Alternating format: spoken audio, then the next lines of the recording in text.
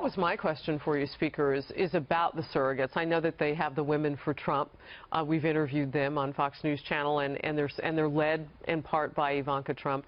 So you know that you have these strong women's voices, Kellyanne Conway. You've got these strong women's voices there that really could take this on. It is a lot to ask the public not to believe one set of victims when you've been saying and criticizing Hillary Clinton for not believing the victims and those who allege that her husband had done things as well, those women. So I'm just wondering about the surrogates, why they're not used more.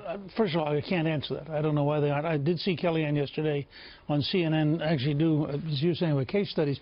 She did a case study and taking on the interviewer and not yielding an inch and doing it all while smiling and just literally fought her way through the interview. I mean, it was amazing. She's good at what she does. She's very good. But the other point, and you guys may not agree with this, look, in just one example, Clinton goes to Brazil, and in a secret speech to a bank that pays her $225,000 and paid Bill $400, she says, "My dream is a pretty big word, my dream is of a Western Hemisphere with open borders." Now, that's 600 million people, including the MS-13 gangs in El Salvador, the drug cartels in Mexico, the cocaine dealers in Colombia. If my choice was to get in a fight over Bill's accusers versus Donald's accusers, or to say to the country, you really want a president who secretly tells the Brazilians she wants to open the American border for 600 million people? Yeah.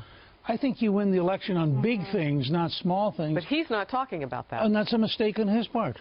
I mean, I do not think it's smart for Donald Trump to get sucked into these kind of personality fights, and he doesn't seem to be able to resist it. But he would beat her badly if he would go to the big issues where she is so wrong, and where WikiLeaks, the secret Hillary is worse than the public Hillary, and the public Hillary was already on the edge of losing. You talked about two Donald Trumps this morning on Fox Business. Right.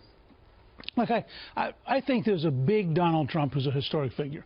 This is the guy who aroused the Republican Party, beat 16 other candidates, set a whole new series of national debates that people thought was impossible.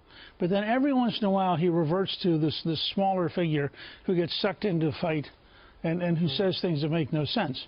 And I just think that if he could discipline himself to stay big, he would win. He would win this election by a shocking margin.